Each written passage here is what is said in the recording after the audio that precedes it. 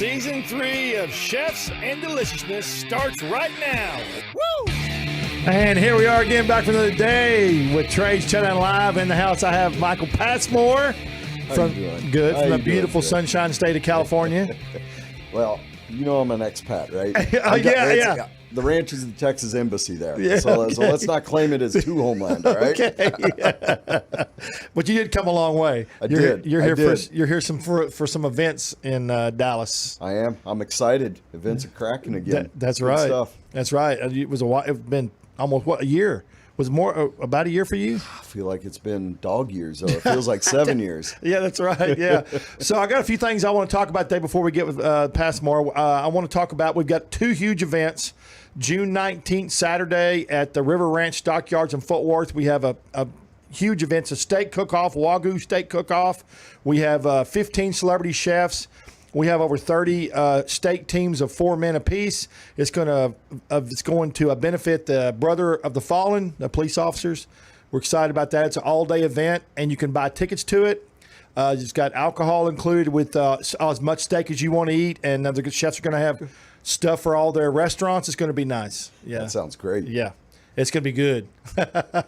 Absolutely. It's going to be fantastic. And then we have another event, which is called On My Drink with Trey side. The last weekend in June with Deep Ellum Distillery.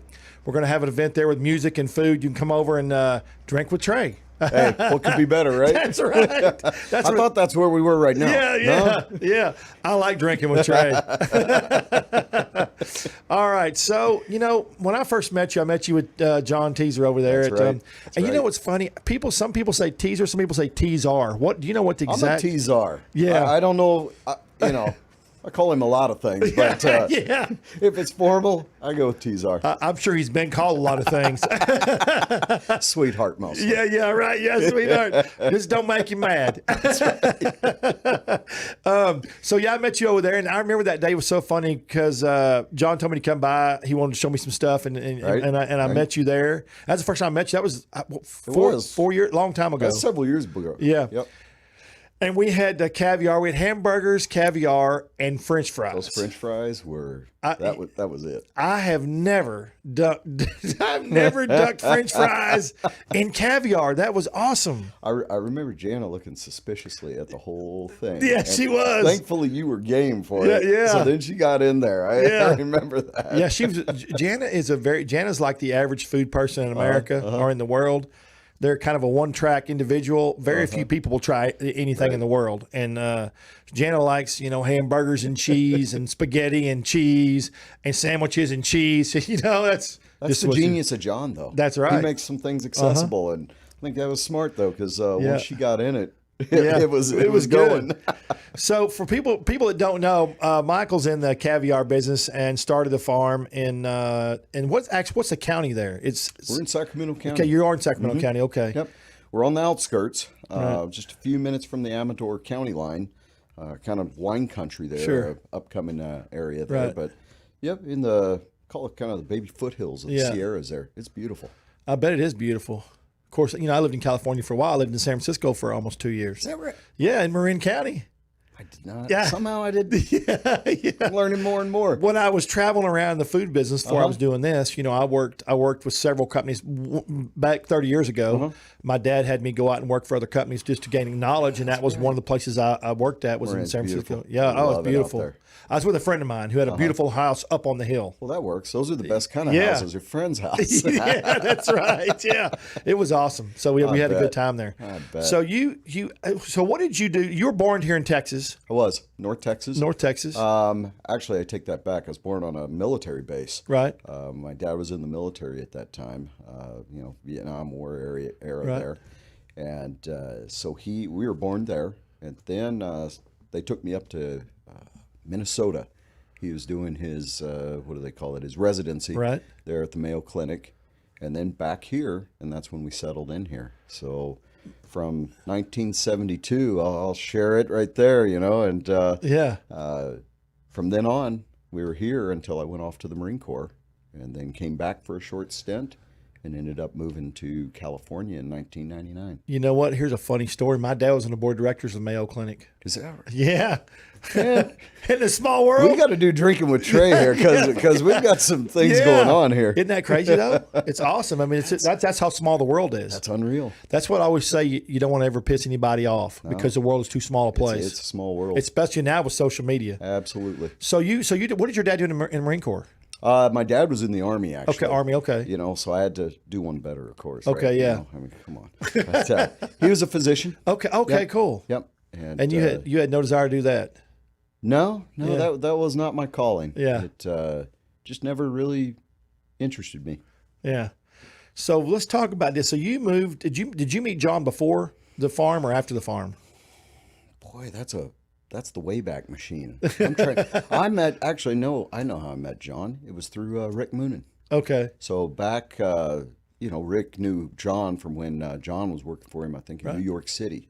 Right. Is when that came to be, or maybe it was RM Seafood. I forget it now. Okay. But I think that's how it was a while ago. Yeah, I'm pretty sure that's how that connection. And gosh, known John for many years now. So you moved to California, and you stayed out in California, obviously. I did. So tell me how you got, because the caviar business, a lot of people know caviars, but they don't understand the in and outs of caviar. Sure. And so this is when I sat there talking to you that day. I was interviewing you because that's just what I do. And talking to you, you get an understanding about the caviar business, and I just thought it was a neat deal. So kind of tell me how you got started. How did you make the switch from what you were doing to being in the caviar business? Because that's a big leap. It was all about Vandy and I, my wife. Right. And that's really what got me to stay out there. Met a girl, got married. Kind of liked her. Hey, we're staying. Yeah, I understand that. We wanted a little bit of elbow room. And so in that housing phase, during that time, a lot of people are just bouncing up to bigger and bigger houses. Right. We kind of stayed where we were at and started looking for some dirt. And that's really the pivotal time there, because the dirt we found that worked for us, met our needs, was next door to a fellow named Ken Beer. Ken Beer, he's kind of the OG of sturgeon there. Okay. And has ultimately become a great friend, a mentor, and, have just worked with him and always there for, he knows, he's forgotten more than I know. Right. He's part of the team at UC Davis. Okay. Back in the early 80s that was really pivotal in figuring out sturgeon culture. Right. It's not just natural to figure out how to raise a particular species or animal. And so he and some of the team, I believe he was doing his master's there at that time. And had we not purchased that piece of property, Trey, none of this would be... You will be talking about caviar. Yeah, and it started out as a hobby. Right. My idea was, hey, I'm going to make this land work for us. And, gentleman farmer, so to speak. Right. And hobby farmer. I was going to go out there, feed the fish, have a beer and harvest once a year and be good. Right. And so that transitioned at a point, and we started getting into the farmers markets there. Right. Well, Sacramento, lo and behold, I know we've got farmers markets Sure. here in Texas, but it's not. It's different. California is huge on the farmers markets. So Sacramento has the largest one, longest running. It's massive. On a good summer day, they'll push 20,000 people through that thing. So what all do they sell at a farmer's market there, like in Sacramento? What all, they sell everything? Well, Dan, the guy who runs these particular ones, right? He is a farmer's advocate. Okay. He doesn't want the band. He doesn't want the breakfast sandwiches out there. And that's why I always loved him. He said, he goes, here's how you decide if a market's good or not for you as a farmer.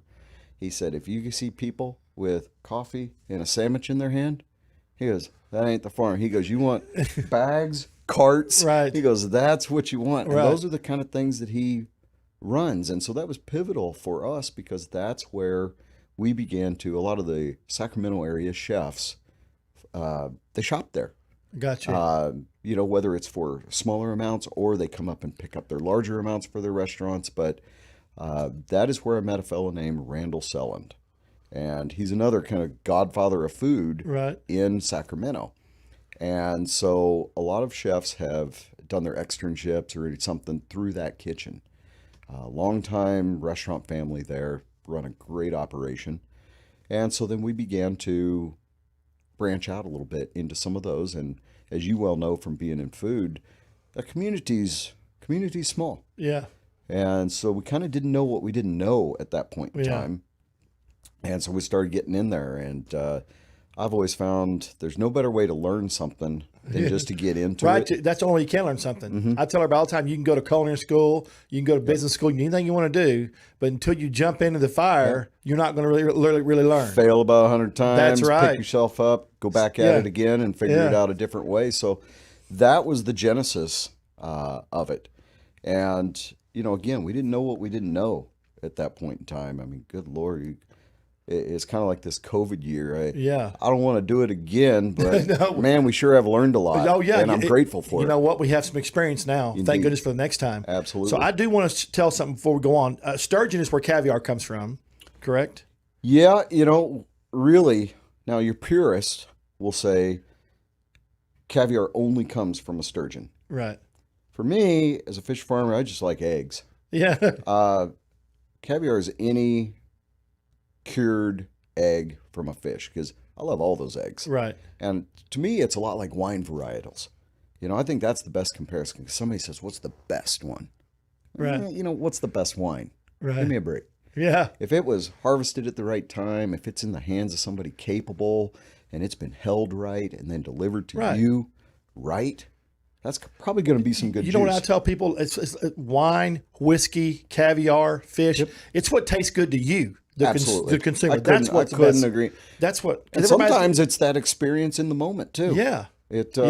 You ever had your favorite restaurant and you think it's just the best thing, and then you bring some friends and they didn't quite think it was quite as good. And you start thinking about it and you're like, well, actually, maybe it's not really good food, but I like it. Yeah. That's my spot. That's right. where I've had good times. Well, you know, being a restaurant food critic and reviewer, you know, I get that all the time. This is the best place. This is the best barbecue. This is the best fish. This is the best restaurant. Right. They make the best cocktails you'll ever see. But in truthfulity, that's their favorite place. And I respect that. Yeah. You know, it's you do you, and if you enjoy that, man, keep going. I want to show people the picture of you with this sturgeon. I want to have him put it up because that one's 11 years old right there. So that was 11. something about like that. She that's a big old girl right there. Yeah, that's a big girl. I was sharing with you when that photographer took that. I believe that was a Chronicle photographer, if I remember correctly. Right. And we were going. You know, I was explaining to him that, look, this is almost, you know, she wants to get back in the water fast, so you better get this. And you know, this isn't a trained dolphin zoo going on here.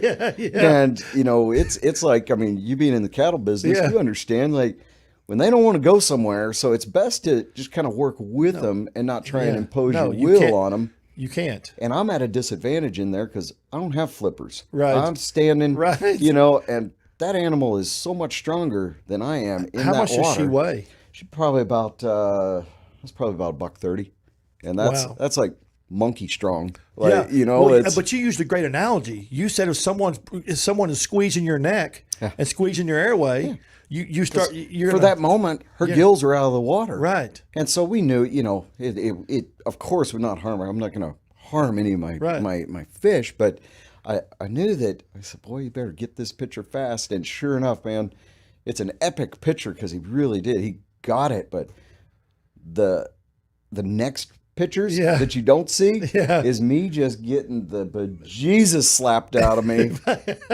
as she just goes on and out of my arms. And so I got mine out of that. So what you had a deal there? You had on that picture. There's a deal there, and what it's like a little it's a little, call it a live car. Okay. Yeah, and that's right there. It's a live car. We were talking about kind of in relation to cattle, like you do there. Pins. It's like pins. Right. Yeah, and so then you're able to work them within, and so as we're deciding which caviar, which fish is at a point that we want to harvest the caviar, because we make a little small incision, and we extract some of those eggs, and we're looking at them. I want to see what the texture is. I want to see what it tastes like raw, because if it doesn't taste good raw, it's never getting better. Right. You know, no amount of salt is going to make that taste any better. Right. So if it's not at the right spot, if it's immature, or if it's going to atretic, which means the fish is going to start reabsorbing it into your body, then we put that one back to pasture basically, we'll come visit them again next year. So let me ask you a question. How can you tell? Because I can't taste cattle. You know, when I can't, so I have to look at cattle from DNA DNA analysis, or just by my knowledge of what they look like, what their disposition looks like, what their head looks like, the ears look like, and where the genetics are in the cow. How do you, as a fish, when you go to taste it, how do you know that it's going to get better or worse, or what tells you that? The flavor profile? What I'm looking for is really a maturity point. Okay. Almost like a grape in the bricks levels.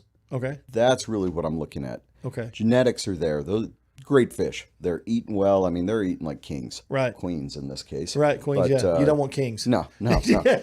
Kings is a bad economic investment yes, after it is, that time. As much as everybody loves sturgeon meat, that is not the way we're going on that one. But majority of it is, I want the maximum amount of fat and protein in that egg so that the salt can then bind with that and cure and develop flavor. Okay. And also that's going to give the best structure to it. There's actually, I shouldn't say best in there. You caught me on that, because I like all levels of structure depending on how I'm eating it and what I want. And what is going on? Yeah. Okay. Yeah. So the stuff that we had that day, you let me try a variety of caviar, which was awesome. Right. They all had great flavors. There wasn't, and some people will say, I can't caviar, it's too fishy, or is that, explain that, because you explained that concept to me and I don't remember it all, but. Some of that comes from environment. Right. You're going to be, animals for the most part are products of their environment. Sure. What they're eating, where they're at. The biggest thing, what they're eating, correct? Right. Are they stressed? Are they not? Just like cattle. Yeah. It's really not that much different, or even that much different than humans. We're products of our environment. I mean, sure. If we're all stressed out, we're going to be cranky. And I suppose if I was going to make a steak out of myself, I wouldn't taste so good there. But, or if I was eating like crap. Yeah. So, that plays into it a huge part. And if I remember right, if we go back in the Wayback Machine there, when we were first doing that, I think we had 3 different ones, if I recall correctly. Right. It's probably our 3 products that we call Circle 41. Right. So that goes that was one of them. That goes back to Granddad's cattle brand. So it's kind of a tribute and respect there. Sure. And then we had Select, and then what we call Reserve. Right. And really, those are nothing more than a way to identify profiles. Okay. Because what I found over the years was, at first, I was always just trying to create this one, the maximum of this. What I learned was that my chefs, what they want consistency, quality, and they want it to fit that profile every time. Right. And so that's really what those 3, one's not better than the other. Right. I love Circle 41. If I've got a bag of chips, yeah, I prefer that. It's got a little bit more salt forward to it. It's got a little less protein and fat in it usually. It's a little less mature of an egg. And, that one even came about. That is one that we work with a partner farm on. And I needed something that was harvested a little less mature so that we could work on it a little bit. Right. And that came because one of my chefs, he was opening up a new concept. And he said, Michael, I need a cheaper option. Yeah. I said, I don't have it. I don't have it. I don't know what to do for you. Yeah, He goes, just hit the 7-Eleven. he goes, I don't know exactly, but he goes, isn't there something out there that like you could use your expertise, that maybe it's not outstanding right now or like what you would like, but it would hit where we need to be for this concept. And could you not find something like that? He goes, almost like when I use an off vegetable, but then I turn it into something brilliant, on my plate. So I started thinking about that, and I thought, where have I had caviar that I didn't like the end result quite, but it had good bones. Right. And that I could work on it a little bit. And so that was the genesis of Circle 41. Now, every once in a while, some of what we produce ends up going into there too. Right. But that's kind of the story of evolving from tiny little bit of production, and we continue to try and grow that. But demand and working with other farms and stuff has become a real staple of what we do. Well, it was also your passion in the business that you're in, and not wanting to give up, but wanting to broaden your appeal. Yep. Yeah. It was really that was one of the things that we was key to us, is that the ranch has become a place. Right. And the ranch still grows, and we still do everything that we ever done there. It's our homestead. That's where we live. That's where we, that's home. Passmore as a brand has been a lot of fun because, we're in the planning stage of a new processing facility that's going to give us a lot of food production capabilities too. So, shoot, when we sit down again, when we have Trey's drinking, I'm probably going to have a whole bunch of, different smoked products and some, John and I, he's really amped about fish. If you harvest them early, they'll have this really beautiful fat in them, and it's like a string of it. Right. John is so hot to try it on He likes that. Almost like a butter product. Oh man! And just like it is so luscious. Spread that on a little toast. Yeah, well, it's kind of like the meat butter. Same thing. You spread that on. You cut the bone marrow. You cut that, and it's just. Yep. And it's funny because people either love that bone marrow or they hate it. It's just there's no in between with it. Well, you know what? I like it spread on some bread. And I actually like those folks who don't like it. Yeah. Because there's more for me and you. That's right. Well, it's funny. It's a refined taste, but if you love the culinary arts, and you love food, and you love eating and enjoying what you do, then you're going to try all kinds of stuff. And I always say I'll try anything 3 times. And 3 times. Because one time it could just be off. Yeah. And I'll even give it a second because maybe whoever's cooking or preparing, maybe it's still, but I'll give it 3 times. And if by the 3rd time I'm a little off on it, that's not my taste, but I'll try anything. 3. That's my theory with restaurants. When I'm critiquing a restaurant, I give them 3 times because and I don't ever go right when they first open if it's a new opening because that's just impossible. You can't do that. That's silly. And even if I do go to a party or something, I discount that because it's just not. It's not a different experience. It's not the way it's going to operate daily basis. They're not front of the house, back of the house isn't ready. They're all trying to get their stuff together and figure out what's going on. Their menu's going to change 3 or 4 times in that Absolutely. Not first 90 days. And so, but you said something a while ago that was interesting. You said, it works for fast food. It works for fine dining. It works for food trucks. You said the key was consistency with your caviar. That's it. Is it not the key to everything? It's key to anybody selling food in a food truck, any celebrity chef selling stuff, any fast food restaurant. The key is, and who taught us that? Long time ago, the McDonald's people. Anybody, consistency is key. Well, when you've probably been there when you might have heard somebody go, "Oh, McDonald's," and they ridicule it or something if it's a cook or a chef maybe, and I say, you wish you were that consistent. Yeah, that's right. Because you could go I wish I was that consistent. Yeah. I mean, we're pretty good at making sure every time a tin or a fish goes out, it is the same expectation. But man, if I could get as good as McDonald's at that, I mean, anywhere worldwide you go, you're going to get that same thing. It's amazing. And my family's owned all kinds of restaurant concepts. Mm-hmm. And I will tell you, still to this day, McDonald's is the only one that I've ever been to anywhere. And I've been to them in Italy. Mm-hmm. I've been to them everywhere. And it's always exactly the same. The French fries the same. The hamburger's the same. It's astounding. They mastered it. Yep. It's astounding. And they've mastered real estate too. Absolutely. Got smart, right? Yeah, they did.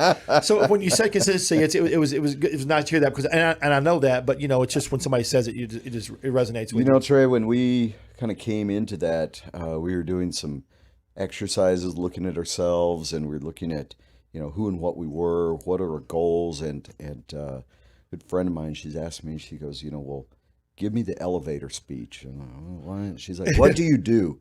Well, at the time, good Lord, we had goats out there. We had sheep out there. Yeah.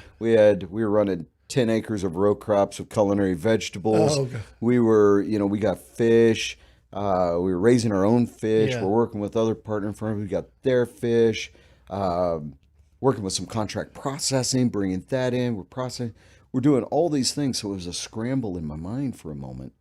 Then I was sitting there and I thought, no, what we really do is we serve chefs. That's right. Yeah. That's all we really do. Right. Because it doesn't matter what it was or anything else.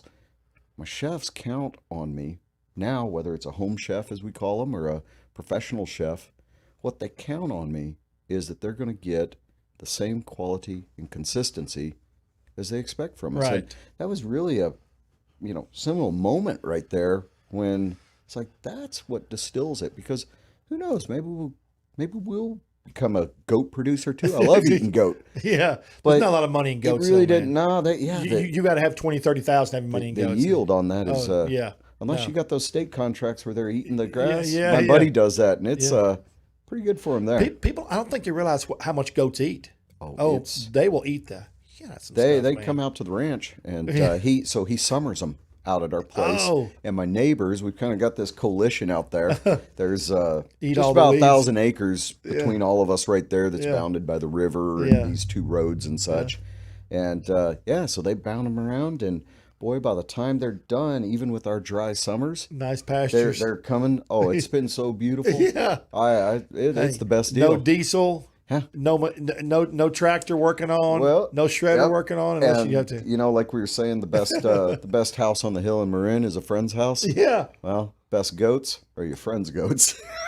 it's like a boat. That's right. That's right. So what was when you decided to jump off in caviar the first time for full time? That's all you wanted to do, or basically all you want to do. What was the harsh decision, and how did you make that decision when you jumped off into it full time? Well, I think that's kind of a misnomer. Caviar is the glory. The kind of the high, the bling, right? Right.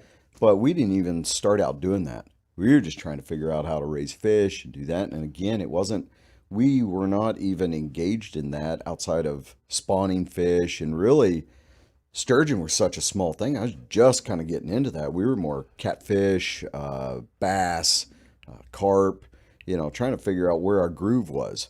And so it wasn't until, again, one of my chefs says, "Hey, you've got some sturgeon out there that you're growing. Do you do caviar?" And I said, started. "Well, no." Yeah. And I'll never forget. Yeah, but you did. He says, he looks, and forgive the French. He said, "You're about a dumbass, Passmore." Because you did. He just looked at me like I was and I probably warranted, but he looked at me like I was the dumbest damn fool he'd ever seen. Yeah. He's like, "Isn't that the purpose?" And it just hadn't struck me. Because of that, You weren't coming doing up the caviar. way. No, I did not. So many caviar operations, that's the ultimate goal. Right. And it should be, because that is one of the revenue generators there. Sure. So it absolutely should be, but we approached it A different from the angle. other side. Yeah. And I think we approached it kind of bass-ackwards, but it's worked for us because we look at it through the lens of how that caviar is created, not as a commodity. Right. Me and a fellow talking, and we were talking about, well, where do we ultimately want to be as far as like tons of production? One of our neighbors down the road, they're one of the largest in the nation, and I think they produce somewhere, depending on the year and yield, all that kind of stuff. But they're somewhere probably between 16 and 20 tons. Wow. That's a lot. That's a lot. And and that's not a good or a bad thing, but like the more cattle you got, it changes the way you operate. Sure. And so my goal's never been to be the biggest. I don't really care about that. I think kind of our sweet spot where we'd be looking to is probably more around that 6 to 8 tons, maybe someday. Yeah. Yeah. Well, because you're working on relationships. That's what you want to do. Like you said, you want to touch everybody. Yeah. You want a relationship. Not figure you don't be going around touching people. Yeah. I mean, where are you going with this, Trey? I mean, you like to have relationships with all your chefs and all the people that buy caviar from you. I do. I enjoy that. I enjoy it a lot. It's meaningful to me. Sure. It is. I like that. I like that when I have an idea, I like to get to know their operations. I like to, we had a recent one of my guys. They're reopening. Everybody's struggling, right? And because I've been working with one of my other guys, I don't know how we got just amped up on those sturgeon steaks. In fact, I got to send you some. Okay. I will do that. And so we started cooking them at home. We cook a lot at home anyways. We just enjoy it. Well, you're out there at the ranch and, or the farm. Sorry, I love it. It's good. And so we started playing around with this because I was working with another chef. And so I wanted to get to know it better in that cut. Right. And what we found is it's hard to get me to eat a filet now because that steak, that chop, is so doggone flavorful because it's just sitting in there. It's got skin wrapped around it, all that fat and all that. It is one of the most flavor. That fast flavor, baby. Absolutely. Yeah. And it is the simplest thing. I was telling buddy when I said, look, the other thing is, man, life's hard in these restaurants right now. Yeah. They're struggling to get cooks. The team hasn't been together. You know, Right. they're starting to gel. I said, here's the good thing about these steaks. Not calling anybody a dummy, but if I can cook it well, any dummy can. Yeah. I mean, you Yeah. cannot hurt the doggone thing. You Yeah. can't overcook it. It's just little oil front and back, salt and pepper, hammer that thing. That's and then it. put it on a hot grill.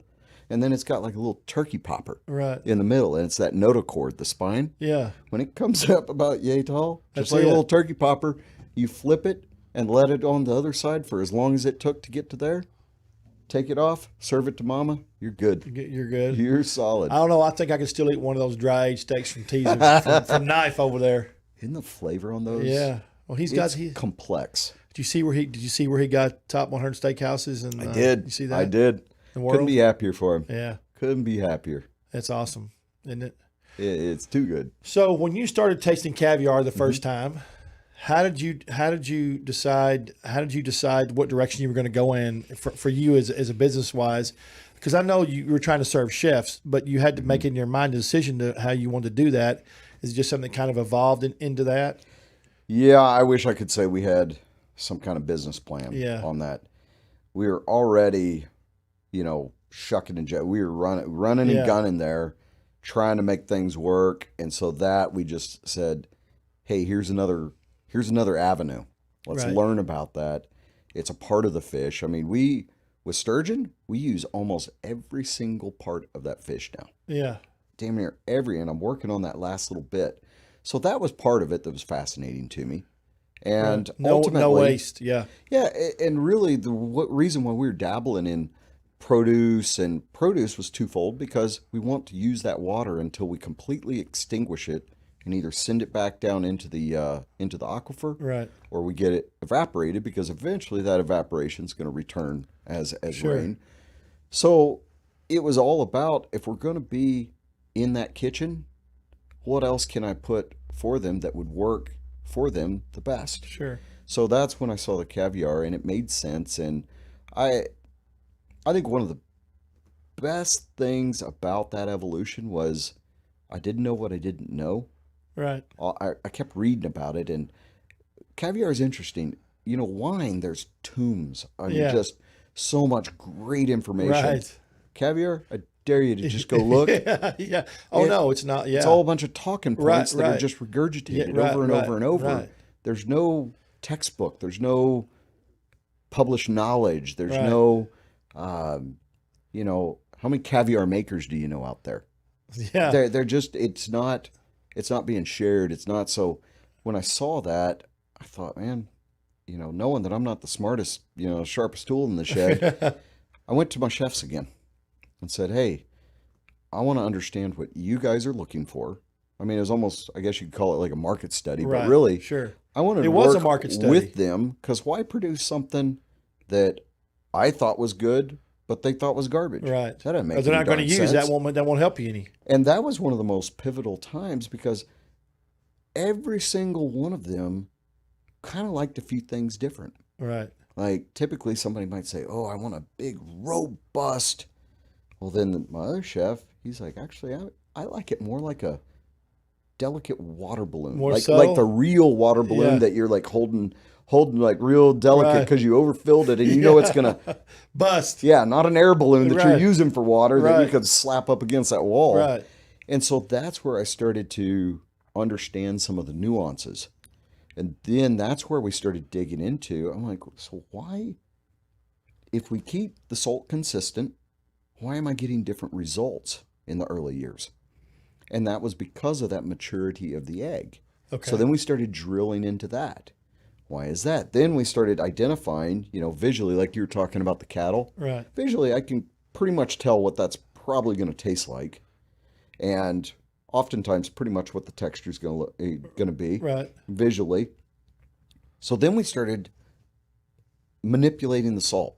Where did we want to go with that? And how do you manipulate the salt in the fish? What you feed them? Well, no. This is at the curing stage. Okay. Yep. Okay. This is when I got we've you. already harvested it. Okay. So Got now you. we're looking at these eggs. We know that, I could tell you where it is because I've tasted it. I know basically from that. Now, I do look forward as we continue to evolve, we're going to get more scientific about that. Sure. Actually, scientific's not a great word for that, Well, but more data. And we're going to start extracting and understanding it more. Yes, from your education. Yeah. Yeah. And we're going to develop those protocols because, it's interesting you brought up McDonald's. So I want to get to a point to where our book of work gives us enough data that we could ideally, here's a big dream, exclusive right here on Trey's show. I'd like to figure out the magic machine, basically, that we could take a piece of roe and within several minutes because time is of the essence there, it gives us a rundown. What are all the key components and percentages of this? Right. And then we can take our experience and know that, okay, X amount of this salt for this amount of time is going to result in this same consistency over and over again. And over. So that's the big dream. You said there's a time limit. You're talking about when the time you harvest, the time that is before it's got to be chilled or something. You said there's a time limit there. What is it? Well, any fish, you want to make sure that you're taking that, so we extract those eggs and then they go immediately to ice, and it's temp controlled all the way, all the way. Just like fish. Okay. Yeah. So when someone talks about the old days, how great was that back when they were harvesting, making this caviar on the dock? Yeah. I'm not so sure. I mean, I would have ate it. Don't get me wrong, but when I see those old pictures, I'm looking at that, wondering what kind of environment was going on there. What was growing? How was that actually functioning? Right. And it may be more one of those things where it was like their favorite restaurant. It's a fond memory to them. Right. But maybe if they took their friends there, they're like, because there was no way to tell where in the maturity cycle were those eggs for that fish. Right. They're just harvesting it. They see eggs. Yeah. And jackpot. Let's throw some salt on it. Yeah. So I question that a little bit, but and two, it's funny because it's what I guess also too. It's what you feed them, right? Absolutely. Is your feed? Do you at Passmore? Do you make your own feed? Or do you buy feed? We don't make our own feed. There are very few fish farms. I believe there's one. Actually, I'm not even. I couldn't pull that up, but very few farms are fully integrated in that matter. Well, when I say you make your own, do you have somebody make a certain brand for you? I'm not at a point where I feel that I have superior knowledge to say like my mentor or some other folks that have much more experience in that. So I ride off their coattails some and use some formulations that are fairly standard there. It's an all natural feed. There's nothing artificial or anything, and I do believe strongly in that. I'm not quite on the vegetarian feed train on that. I want that fish to mimic its diet, so lots of fish meal in there. I like lots of protein. I like plenty of fat. I think that, and it proves true. I think that flat is flavor. It is. And so those things are fascinating to me as well as we continue to grow and mature as a company. Keep looking at that and understand more and more how that affects what is produced there. Well, if you I'm not a scientist and I don't know anything about feeding fish. I just feed cattle, but I know that if I change my cattle's diet and their feed, their meat's going to taste a whole lot different. So if you went to a vegan feed, wouldn't it produce a different flavor for the caviar? That would be my hypothesis. But you don't know. I don't know that right now. Yeah. We know absolutely for sure that, let's say the water has a high algae content in it at that time. Right. It's one of the challenges of in the summer because it gets hot, algae, of course. Sure, it grows, yeah. And so that can produce some they call it off flavors. Some folks actually feel like that's part of nature. That's part of the caviar business. That's a fish. Yeah. And that's what it tastes like. Other folks, they prefer not for that, but water absolutely is a large aspect of the flavor and just the whole package. Very much so. That's the flesh, the roe, the whole 9 yards. Yeah, all of our ranches since I was a boy have all had, every one have had freshwater outlets, freshwater outlets for all of our cattle Oh, is because that right? my dad and granddad always said that clean, pure spring water Uh-huh. produces a better product, right? And plus it's healthier for the cows. Well, that's what Granddad was known for up in Oklahoma, was his ability to develop springs. And I still remember going around with him, and he'd show me, I was checking his springs, but that was also immensely important to him and his cattle. Now on our ranch, in the ranch business, we have good algae and bad algae. Right. Same way with We don't actually have any bad algae. Okay. Now we're always on the lookout for that, but that's more in the lakes. Sure. In our tank system, not so much. Okay. It's pretty manageable. We debate every now and then whether I want to go to, because indoor can control that a lot more. But I think it's kind of like my dad and his wife, they raise Arabians up on their ranch in Collinsville there. Yeah. And they're all about that.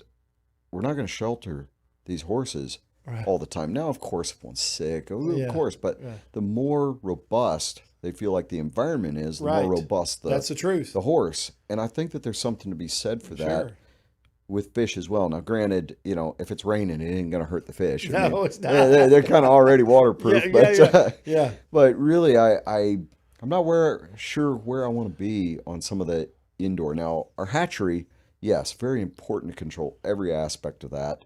Because that's a tight handle in sports car, basically. Yeah. You make a little nudge and millions are gone. Well, you're working on, I want to show everybody that picture here in a minute.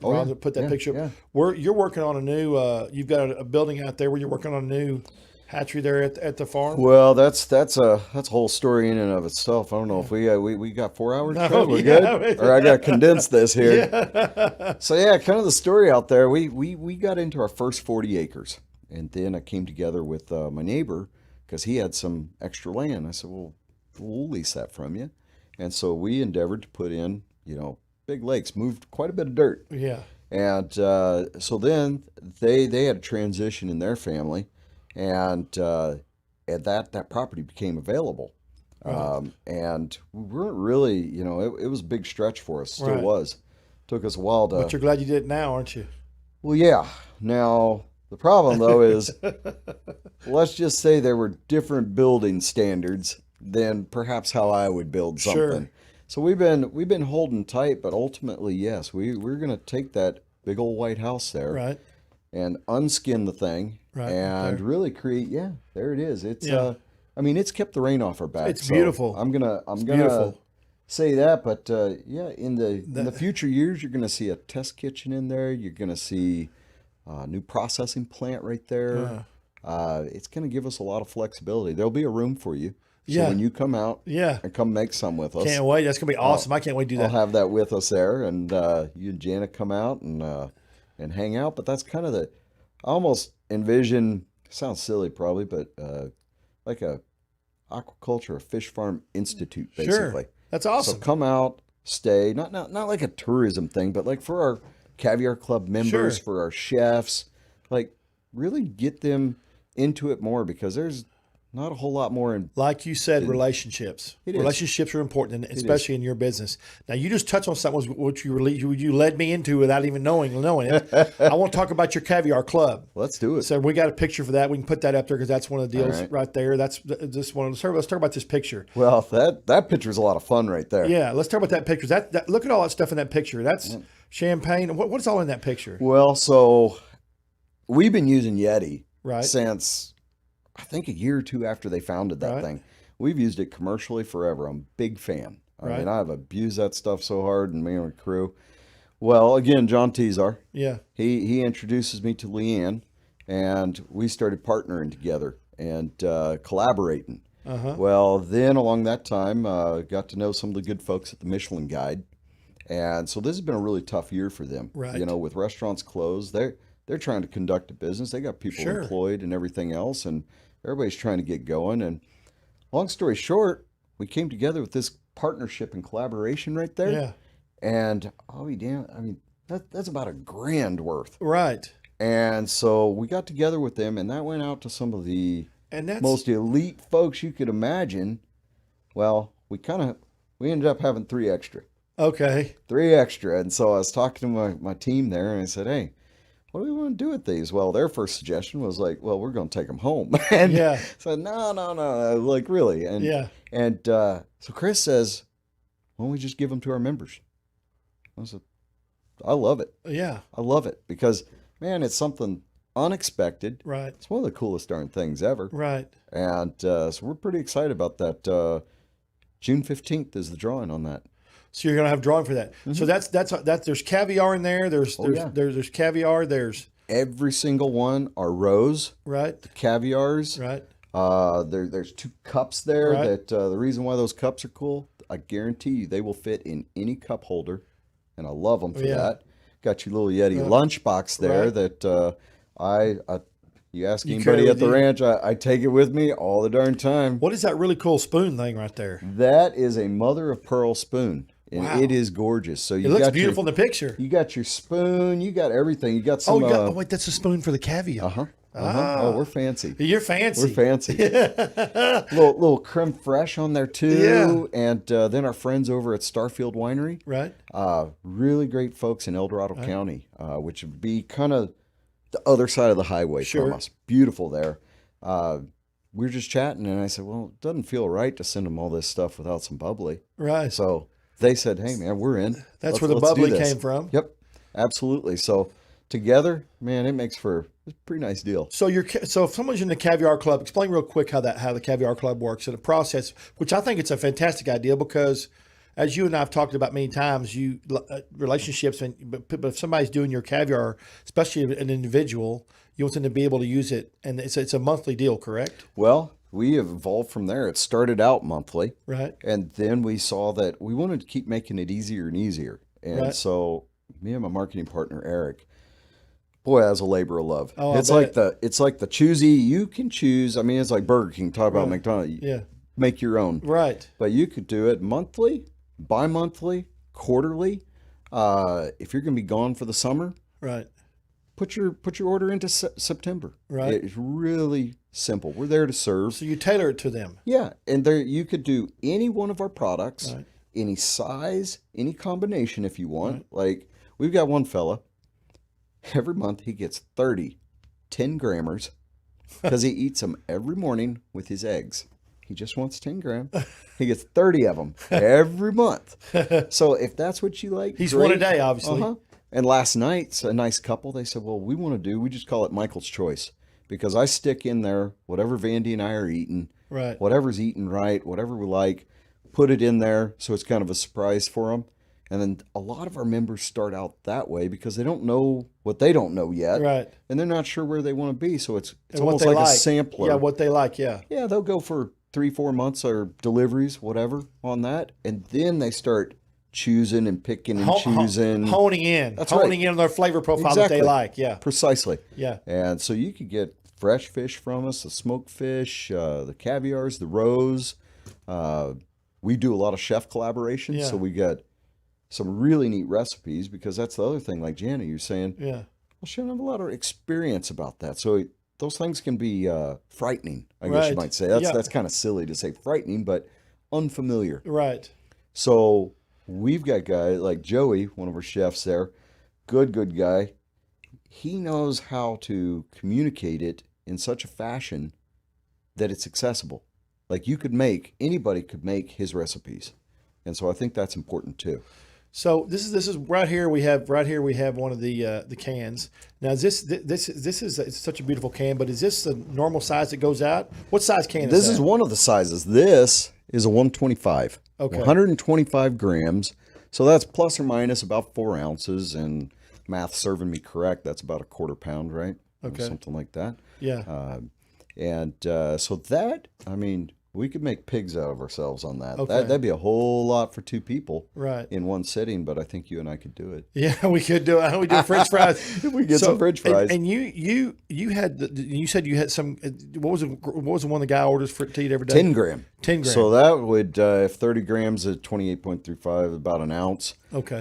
So, 10, that's about a third of an ounce. Okay. And, it just depends on where you're going. I mean, it's, there's something for everybody there. Yeah.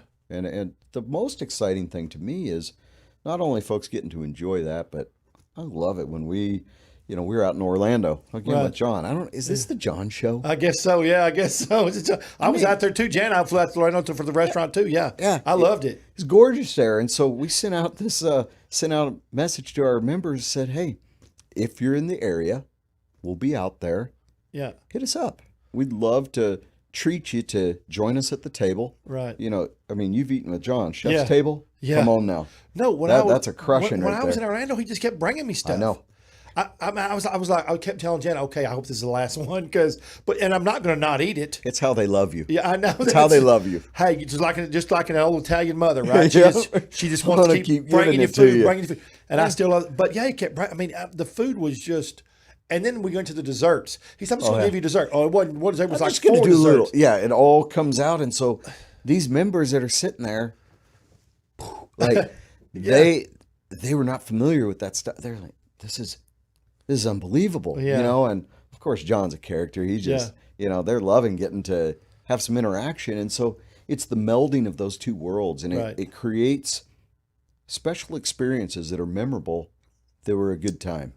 And that's what I really enjoyed about it. It's also, I've always enjoyed connecting those two worlds because, now they are a fan of John's forever and a day. And they will go sit their butt in that seat and enjoy it again and again and again. So you're introducing the people that you really admire and work with to new audiences that you're beginning to learn and really enjoy them. And then even within our club, that's been some of the most fun things too. Like-minded folks, getting to get together. That's it. It's too cool. It's a lot of fun. And you talk about Caviar, and we were talking about with John trying new things. I have a saying I've been using for a long time, and it is food is exploration of the palate. Try something new, you just might like it. And one of the reasons I started this, this venture 12 years ago, is because I wanted people to try all the foods, all the culinary deals available.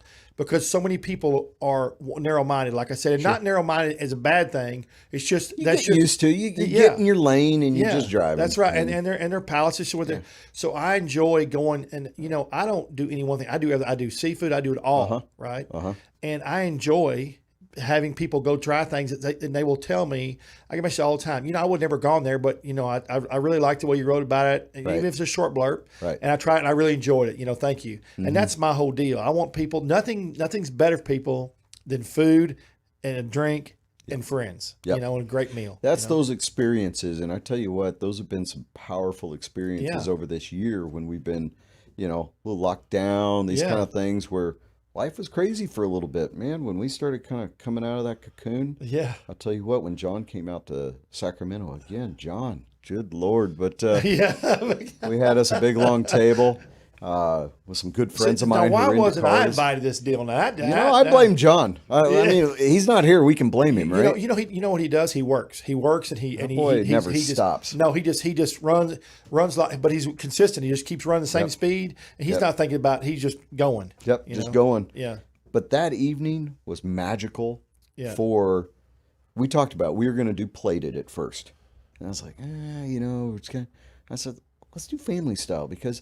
Like you were saying, that communal. Right. And before we know it, that table was lit up with, I remember I was sitting at the very end talking with Jeff down there.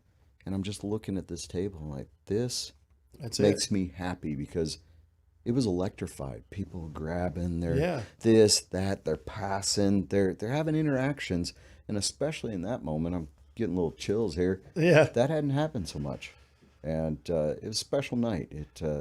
Again, those experiences. What a great note to end on. Our show is almost over, and I love that. That's a note to end on. If people want to find Passmore Caviar, how do they do it?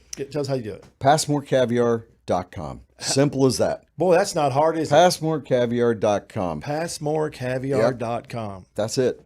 PassmoreCaviar.com. Now, we don't sell in stores. No, you don't. It's all direct, and that's just because I'm putting my name on it. Whether it's something you can't control it. Right. Yeah, whether it's something that I'm working with a partner producer or whatever else, my name's on it. It is what it is, and you can count on it that it's going to be good. So we said we're going to stay direct with that, or go to your favorite restaurant. Yeah. that's serving it. Do you have a list of restaurants on your website? We do. You do? Oh, perfect. Okay, Yep. great. So, It's been really difficult lately with all the challenges. Yeah. But we try and update that just about every month because again, bringing those two together, and you talk about something for sure.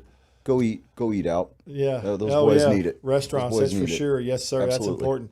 Again, thanks a lot for coming, Mike. I appreciate it. Thanks for making that trip from California. I appreciate it. Just for you. And next time, Trey's drinking show. That's right. Trey's drinking show. Thanks for having me. Yes, and you're on Instagram too, correct? I am. Okay, great. Anyway, if you don't know about us, Trey'sChowdown.com. Follow us on any social media platform. We're on everything, every one of the platforms you can think of. Find us. Our show's weekly. Look up Trey's Chowdown Live. You can watch it. You can watch Mike's show on the Country Network live. That's also free now if you're not in the area. Oh, cool. Yeah. Till next time, next week. See y'all. Thank you very much, Michael. Thanks, Trey.